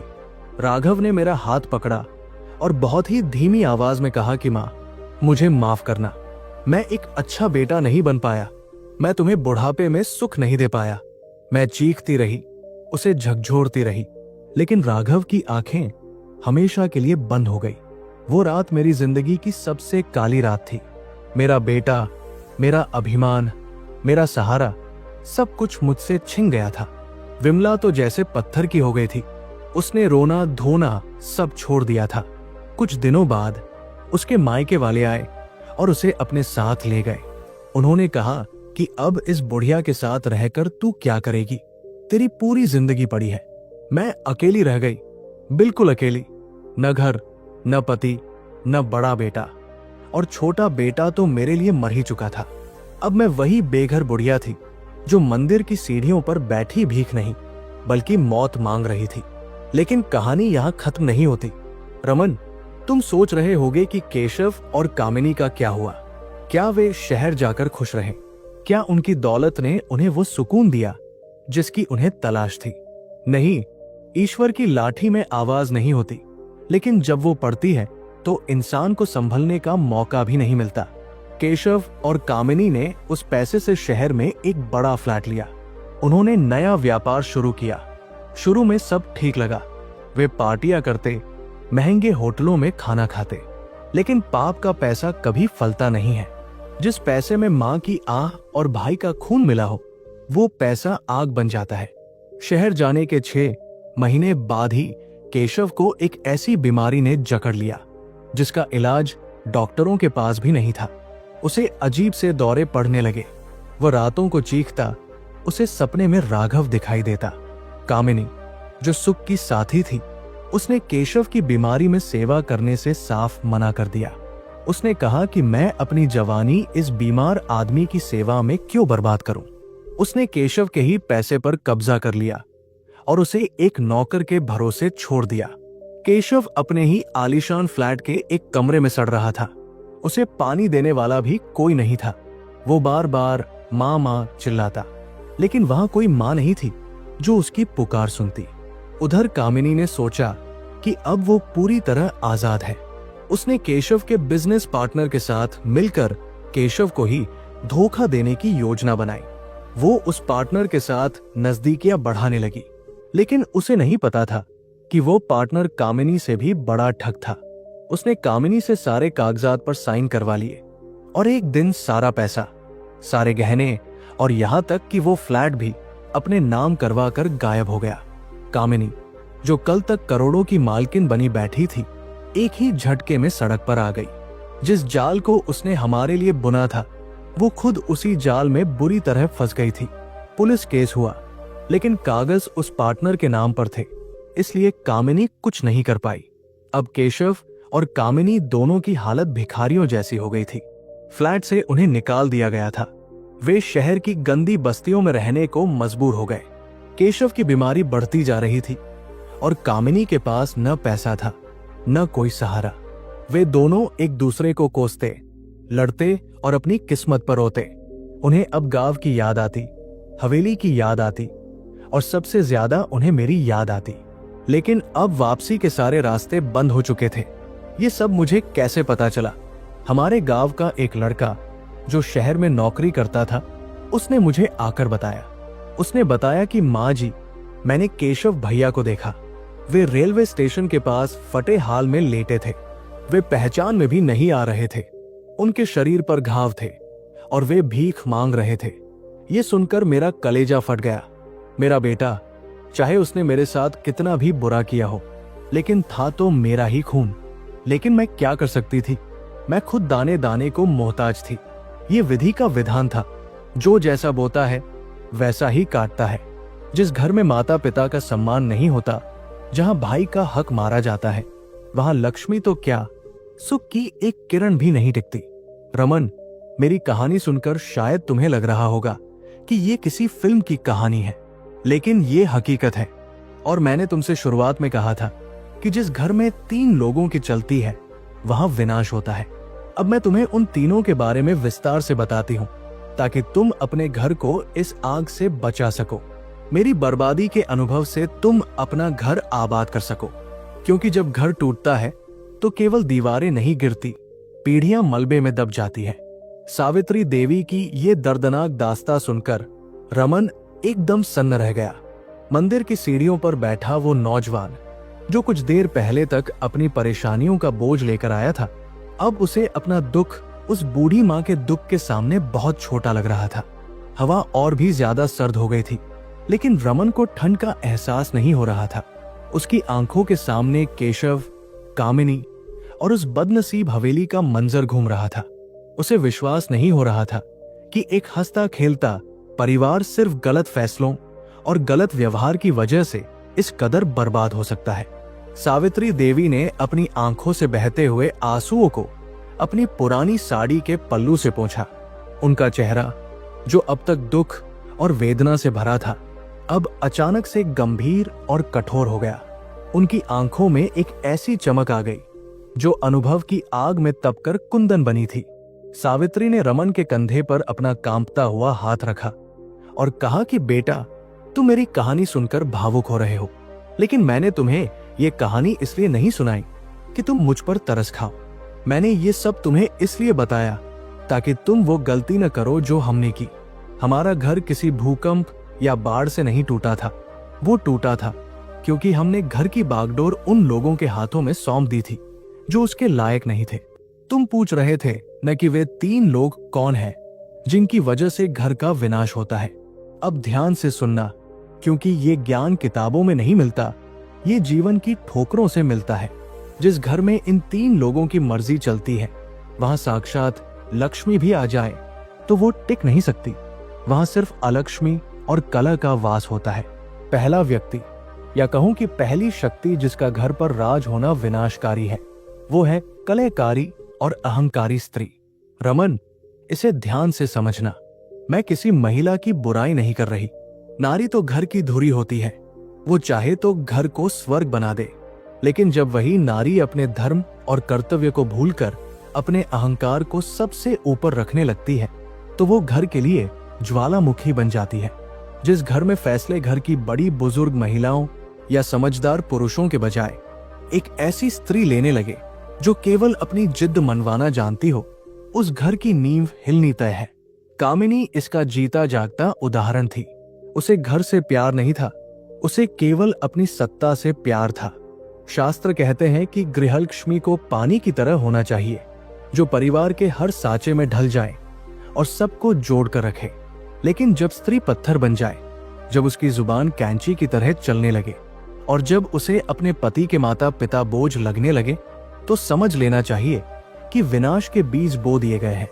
जिस घर में सुबह उठते ही क्लेश होता है, जहां भोजन परोसते समय प्रेम की जगह ताने होते हैं, वहां अन्न कभी शरीर को नहीं लगता। कामिनी ने यही किया। उसने अपनी मनमानी चलाई। अगर केशव ने उसे रोका होता, अगर हमने उसे शुरू में ही टोक दिया होता कि बहू, इस घर के नियम तुम्हारे हिसाब से नहीं बदलेंगे, तो शायद आज ये नौबत नहीं आती। लेकिन जिस घर में ऐसी जिद्दी स्त्री की चलती है, वहां पुरुष का पौरुष खत्म हो जाता है, बड़ों का सम्मान खत्म हो जाता है और धीरे धीरे वो घर शमशान बन जाता है। इसलिए बेटा, याद रखना, पत्नी का सम्मान जरूरी है, उसकी सलाह लेना भी जरूरी है, लेकिन अगर उसकी सलाह घर तोड़ने वाली हो तो उसे मानना मूर्खता है। दूसरा व्यक्ति जिसके हाथ में अगर घर की लगाम चली जाए तो सर्वनाश निश्चित है, वो है विवेकहीन और कानों का कच्चा पुत्र। बेटा, संतान वो होती है जो माता पिता के बुढ़ापे की लाठी बने, न कि वह जो उसी लाठी से उन्हें घर से बाहर खदेड़ दे। केशव जैसा बेटा जिसे अपने अच्छे बुरे की समझ न हो और जो दूसरों की बातों में आकर अपनों पर ही शक करने लगे, वो घर का सबसे बड़ा दुश्मन होता है। हमारे शास्त्रों में कहा गया है कि कुपुत्रो जायते क्वचित कुमाता न भवति, यानी पुत्र कुपुत्र हो सकता है लेकिन माता कुमाता नहीं होती। लेकिन जब घर के फैसले ऐसा कुपुत्र लेने लगे तो वो घर को डुबो देता है। केशव के पास जोश था लेकिन होश नहीं था। उसे लगा कि वो पिताजी से ज्यादा समझदार है। यही अहंकार इंसान को ले डूबता है। जिस घर में बाप के जिंदा रहते बेटा अपनी मनमानी करने लगे, बाप को चुप कराकर खुद फैसले लेने लगे, वहां कभी बरकत नहीं होती। एक पिता का अनुभव बेटे की जवानी से कहीं ज्यादा कीमती होता है। केशव ने गलती यह की कि उसने अपनी बुद्धि का इस्तेमाल करना बंद कर दिया था। वो वही करता था जो कामिनी कहती थी या जो उसके चापलूस दोस्त कहते थे।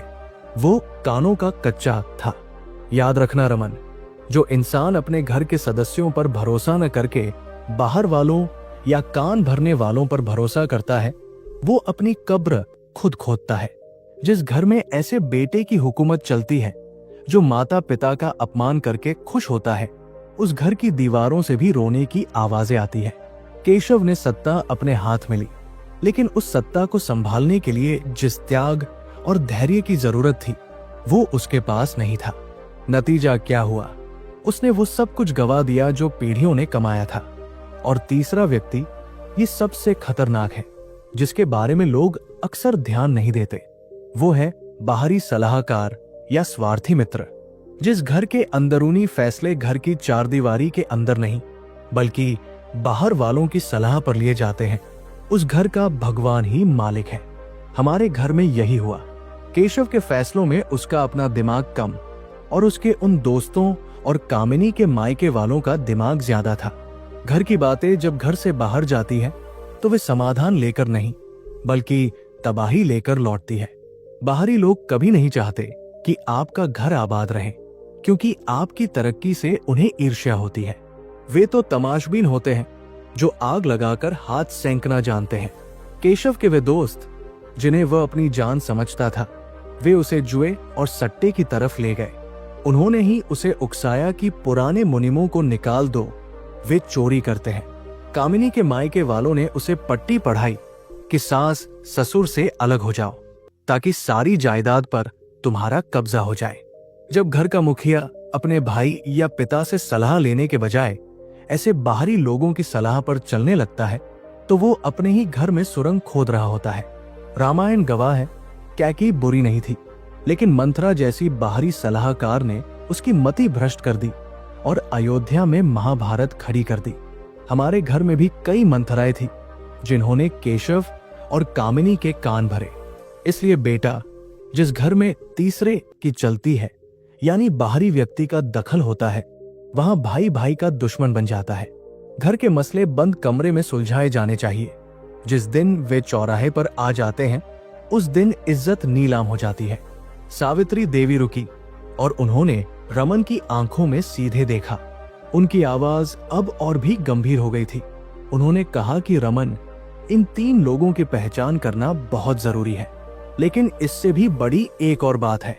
ये तीनों लोग तभी हावी होते हैं जब घर का असली मुखिया कमजोर पड़ जाता है। मेरे पति सेठ दीनानाथ बहुत अच्छे इंसान थे, देवता थे, लेकिन उनकी एक गलती ने हम सबको सजा दी। वो गलती थी मौन रहना। जब केशव पहली बार बदतमीजी कर रहा था, अगर उसी वक्त उन्होंने उसे कड़ी सजा दी होती तो आज ये दिन न देखना पड़ता। धृतराष्ट्र की तरह पुत्र मोह में अंधे होकर गलत को सहना भी पाप है। मुखिया का काम सिर्फ पैसा कमाना नहीं होता, उसका काम घर में अनुशासन बनाए रखना भी होता है। जब घर के बड़े लिहाज और शर्म के मारे चुप बैठ जाते हैं और घर की लगाम बच्चों या बहुओं के हाथ में दे देते हैं, ये सोचकर कि चलो शांति बनी रहेगी, तो वे शांति नहीं बल्कि आने वाले तूफान को न्योता दे रहे होते हैं। रमन, तुम कह रहे थे कि तुम्हारे घर में क्लेश है। अब तुम अपने घर को इन 3 पैमानों पर परखो। देखो कि कहीं तुम्हारे घर की चाबी किसी ऐसी जिद्दी स्त्री के हाथ में तो नहीं जो सबको नचा रही है। देखो कि कहीं तुम या तुम्हारा भाई केशव की तरह कानों के कच्चे तो नहीं हो रहे। और देखो कि कहीं तुम्हारे घर के फैसलों में किसी तीसरे बाहरी इंसान का दखल तो नहीं है। अगर इनमें से एक भी लक्षण तुम्हारे घर में है तो संभल जाओ, अभी वक्त है। दीमक जब लगती है तो शुरू में दिखाई नहीं देती, लेकिन जब दिखाई देती है तब तक वो लकड़ी को राख कर चुकी होती है। सावित्री ने एक गहरी सांस ली। ऐसा लगा जैसे अपना पूरा दुख और ज्ञान उड़ेलकर उनका मन थोड़ा हल्का हो गया हो।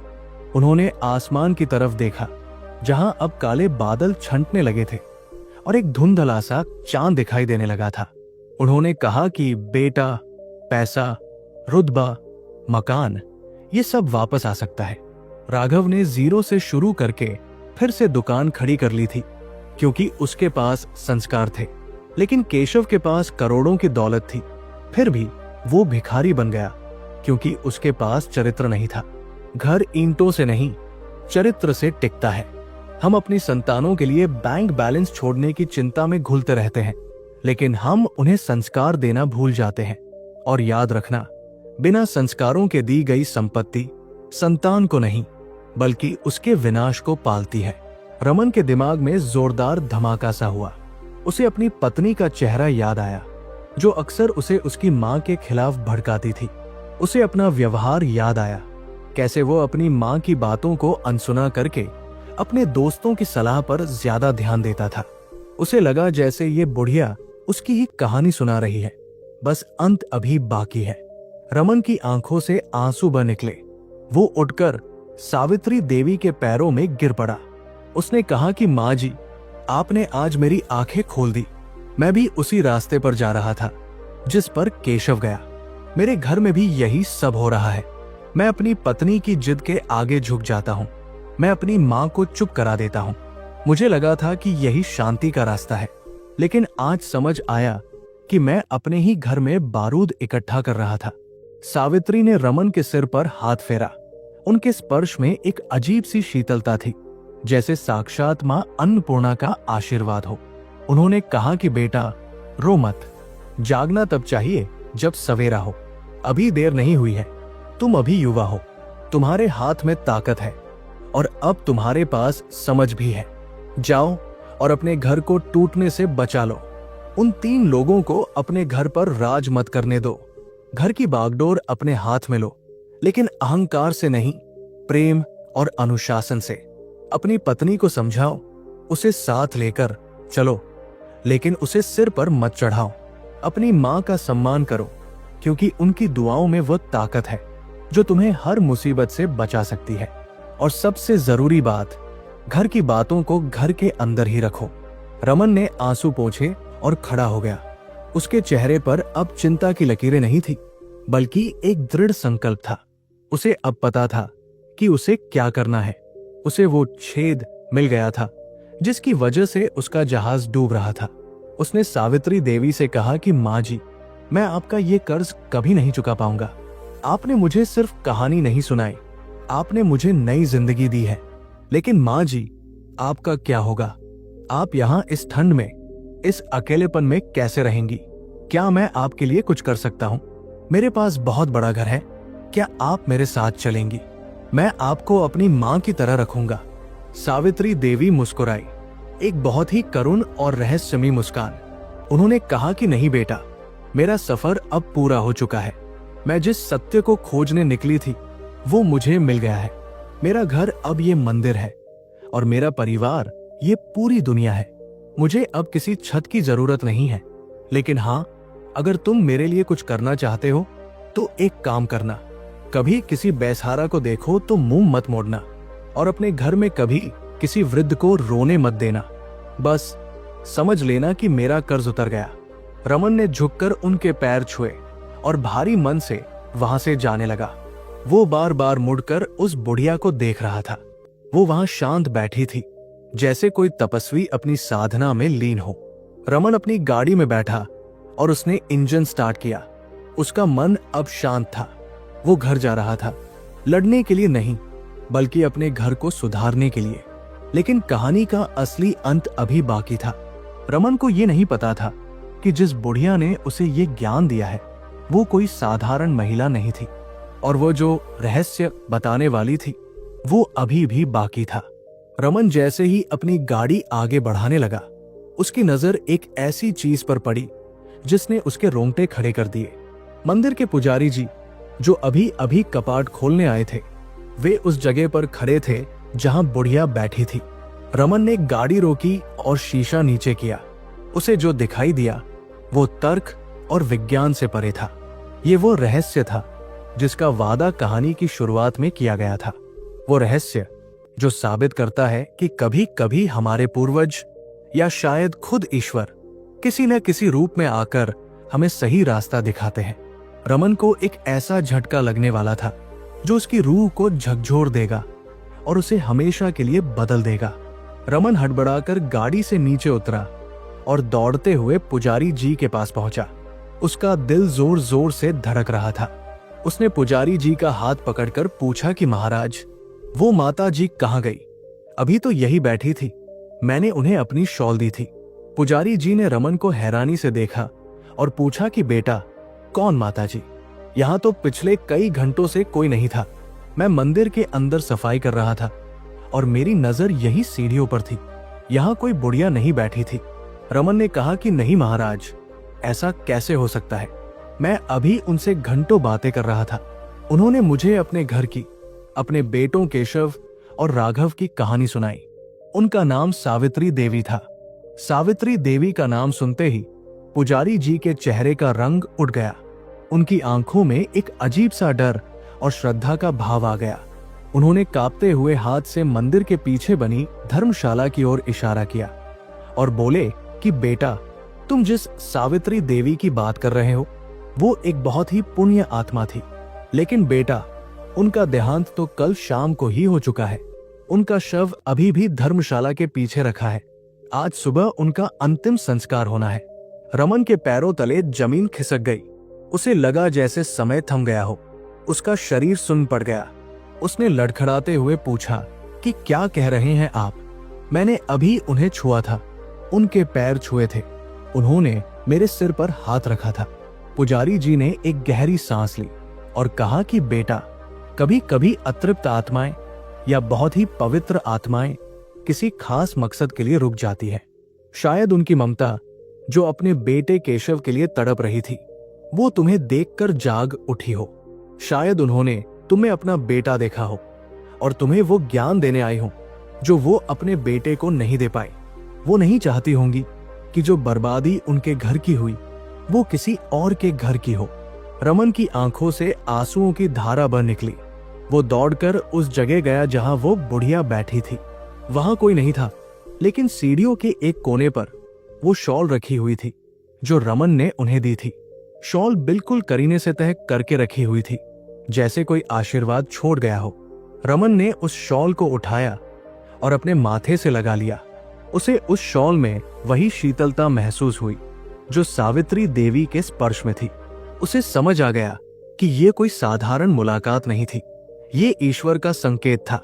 एक मां की आत्मा मृत्यु के बाद भी समाज को, संसार को और रमन जैसे भटके हुए नौजवानों को बचाने के लिए आई थी। उनका मकसद रमन को डराना नहीं बल्कि जगाना था। रमन ने वही खड़े होकर मंदिर के शिखर को देखा और हाथ जोड़कर कसम खाई कि मां, आपका ये बलिदान और आपका ये ज्ञान व्यर्थ नहीं जाएगा। आपने अपना घर खो दिया, लेकिन आपकी कहानी आज से हजारों घरों को टूटने से बचाएगी। मैं वचन देता हूं कि मैं अपने घर को केशव जैसा नहीं बनने दूंगा। रमन जब अपने घर पहुंचा तो सुबह का सूरज निकल चुका था। घर का दरवाजा खोलते ही उसे वही पुराना क्लेश का माहौल मिला। उसकी पत्नी फोन पर किसी से ऊंची आवाज में बात कर रही थी और उसकी मां कोने में बैठी आंसू बहा रही थी। पहले रमन ये देखकर अपने कमरे में भाग जाता था या अपनी मां पर चिल्लाता था, लेकिन आज रमन बदल चुका था। उसकी आंखों में अब वो विवेकहीन पुत्र नहीं बल्कि एक जिम्मेदार मुखिया दिखाई दे रहा था। वो सीधा अपनी पत्नी के पास गया। उसने उसका फोन लिया और काट दिया। पत्नी हैरानी से चिल्लाई कि ये क्या बदतमीजी है। रमन ने बहुत ही शांत लेकिन भारी आवाज में कहा कि बस अब बहुत हो गया। इस घर में अब वही होगा जो धर्म और मर्यादा के अनुकूल होगा। उसने अपनी पत्नी को पास बिठाया और कहा कि मैं तुम्हें बहुत प्यार करता हूं, लेकिन इसका मतलब ये नहीं कि मैं तुम्हें इस घर की शांति भंग करने दूं। आज से इस घर के फैसलों में मां की भी उतनी ही भागीदारी होगी जितनी तुम्हारी और मेरी। हम तीनों मिलकर बात करेंगे, कोई मनमानी नहीं करेगा। रमन की आवाज में एक ऐसी दृढ़ता थी जो उसकी पत्नी ने पहले कभी नहीं देखी थी। वो चुप हो गई। फिर रमन अपनी मां के पास गया, उनके पैर छुए और कहा कि मां, मुझे माफ कर दो। मैं कानों का कच्चा हो गया था। मैं बाहर वालों की बातों में आकर अपनों को दुख दे रहा था, लेकिन आज मुझे एक मां ने रास्ता दिखाया है। अब इस घर में किसी तीसरे की नहीं चलेगी, न तुम्हारे रिश्तेदारों की, न मेरे दोस्तों की। हमारे घर की चारदीवारी के अंदर के मसले हम खुद सुलझाएंगे। उस दिन के बाद रमन के घर का माहौल बदलने लगा। ये आसान नहीं था। शुरू में दिक्कतें आई, पत्नी की जिद्द और पुरानी आदतें बदलने में वक्त लगा, लेकिन रमन ने हार नहीं मानी। उसने मौन मुखिया बनने से इनकार कर दिया। उसने सावित्री देवी के बताए हुए उन 3 नियमों को अपने घर का संविधान बना लिया। उसने अपनी पत्नी को सम्मान दिया, लेकिन अहंकार को जगह नहीं दी। उसने अपनी मां को अधिकार दिया, लेकिन दखलंदाजी को रोका। और सबसे बड़ी बात, उसने बाहरी लोगों की सलाह को घर के बाहर ही छोड़ना शुरू कर दिया। धीरे धीरे उसके घर में वही हंसी और खुशी लौटने लगी जो सालों पहले खो गई थी। रमन का व्यापार भी, जो डूबने की कगार पर था, घर में शांति आते ही पटरी पर लौटने लगा। क्योंकि बुजुर्ग कहते हैं, जहां गृह क्लेश नहीं होता वहां लक्ष्मी अपने आप रास्ता खोज लेती है। सावित्री देवी की वो कहानी, उस रात का वो रहस्य रमन के जीवन की नींव बन गया। वो अक्सर उस मंदिर में जाता, उसी सीढ़ी पर बैठता और उस अदृश्य मां का धन्यवाद करता। वो समझ गया था कि दुनिया की सबसे बड़ी दौलत बैंक बैलेंस नहीं, बल्कि एक खुशहाल और एकजुट परिवार है। और वो परिवार तभी बच सकता है जब हम उन 3 विनाशकारी शक्तियों को पहचान लें और उन्हें अपने घर की दहलीज पार न करने दें। दोस्तों, सावित्री देवी की ये कहानी केवल एक कहानी नहीं, बल्कि आज के समाज का कड़वा सच है। हम सब अपने घरों में कहीं न कहीं केशव, कामिनी या उस मौन पिता की भूमिका निभा रहे हैं। याद रखिए, घर ईंटों से नहीं, भावनाओं से बनता है। 1, उस जिद्दी और अहंकारी स्वभाव को त्यागिए जो रिश्तों से ऊपर खुद को रखता है। 2, कानों के कच्चे मत बनिए, अपनी बुद्धि और विवेक का इस्तेमाल कीजिए। 3 और सबसे जरूरी, अपने घर के भेदों को बाहर वालों के साथ साझा मत कीजिए। सावित्री देवी तो चली गई, लेकिन उनका संदेश आज भी जिंदा है। अगर आप चाहते हैं कि आपका बुढ़ापा धर्मशाला में या सड़क पर न बीते, तो आज ही अपने घर की नींव को संस्कारों से मजबूत कर लीजिए, क्योंकि जब परिवार टूटता है तो उसका शोर बाहर नहीं सुनाई देता, लेकिन उसका दर्द कई पीढ़ियों तक रिश्ता रहता है। दोस्तों, ये कहानी आपके दिल को छू गई हो और अगर आपको लगता है कि इस वीडियो से समाज में कुछ बदलाव आ सकता है, तो एक छोटा सा काम जरूर करें। इस वीडियो को लाइक करें ताकि ये संदेश और लोगों तक पहुंचे। इस कहानी को अपने परिवार और दोस्तों के साथ शेयर जरूर करें। क्या पता आपका एक शेयर किसी टूटे हुए घर को जुड़ने का मौका दे दे। और कमेंट में जय श्री राम या माता पिता की जय लिखकर जरूर बताएं कि आपको इस कहानी का कौन सा हिस्सा सबसे ज्यादा दिल को छू गया। आपके विचार हमारे लिए बहुत अनमोल हैं। ऐसी ही दिल को झकझोर देने वाली और जीवन बदलने वाली कहानियों के लिए हमारे चैनल बोधि पथ को अभी सब्सक्राइब करें और घंटी वाला बटन दबाना न भूलें। हम फिर मिलेंगे एक नई सीख और एक नई कहानी के साथ। तब तक अपना और अपने परिवार का ख्याल रखें। धन्यवाद।